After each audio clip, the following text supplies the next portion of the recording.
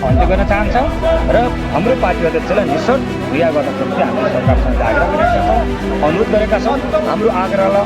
अनुरोधले सदस्यता ठान्यो भने हामीले फेरि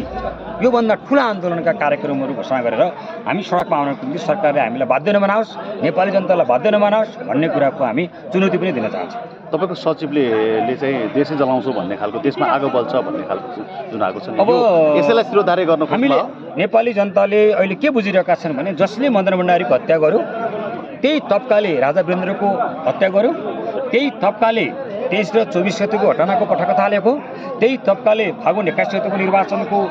तारतम्य मिलायो र त्यही तब्काले नेपालका राष्ट्रवादी व्यक्तिहरूलाई राष्ट्रवादी पार्टीहरूलाई मनोबल कमजोर गराउन सकियो भने तिनको चाहिँ आत्मबल कमजोर गर्न सकियो भने नेपालको लोकतन्त्र कमजोर हुन्छ,